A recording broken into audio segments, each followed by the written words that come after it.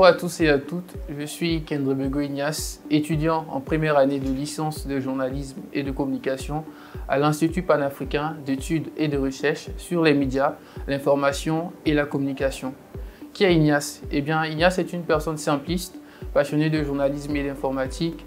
J'aime regarder des films d'action, j'aime faire des recherches, j'aime rigoler et surtout lire. En employant le terme lire, aujourd'hui, je vais vous présenter le résumé d'un livre que j'ai lu. Mais avant, permettez-moi de présenter brièvement l'auteur qui est Amadou Kourouma. Amadou Kourouma est un auteur ivoirien, né en 1927 à Bondjali et décédé en 2003 à Lyon, en France. Il est devenu l'un des écrivains les plus renommés du continent africain avec son œuvre Les Soleils des Indépendances, paru aux éditions Seuil. Maintenant, je vais vous parler de l'œuvre Le Soleil des Indépendances.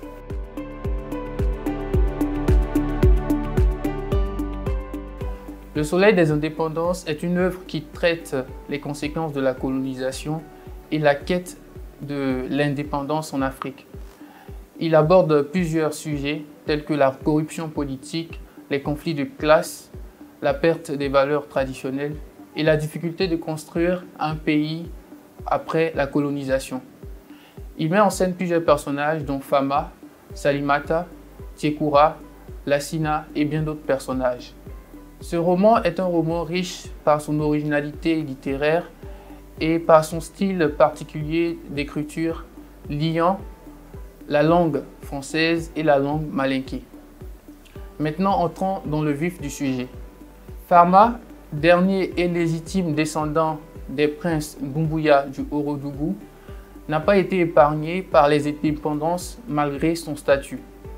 Habitué à l'opulence, à la richesse, à la gloire, les indépendances lui ont rendu la vie infernale, difficile, misérable.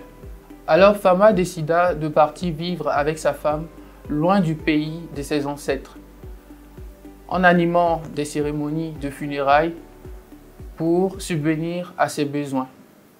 Sa femme Salimata, qui était à ses côtés, était une femme courageuse et battante, qui était toujours à ses côtés et qui se donnait corps et âme dans son commerce pour tenir le foyer.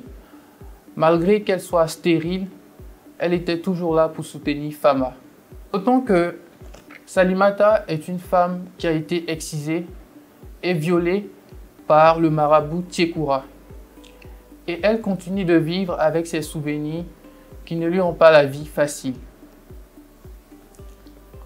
Quelque temps après la mort de Lassina, le cousin de Fama, Fama devait succéder sur le trône de la capitale Nikinaï de Togoubala. Son retour lui a fait découvrir son histoire et la gloire de sa lignée familiale. Malheureusement, les indépendances ont bouleversé le système politique et la chefferie. Malgré les conseils et les avertissements du féticheur et de l'esclave Bala, Fama s'entêta et s'en alla en République des Ébènes, accompagné de sa seconde épouse, Mariam. Mariam a été héritée par Fama suite au décès de Lassina. Cela va coûter cher à Fama, car Fama sera accusée d'assassinat visant le président et le renversement du régime. Il sera jugé et condamné à 20 ans de prison, puis sera relâché plus tard. À sa sortie de prison, Fama va vivre une situation tragique car il se jettera d'un pont. Il sera attaqué par un caïman et à la suite, quand on le récupérera, il sera finalement décédé. C'est ainsi que s'éteint la dynastie des Doumbouya.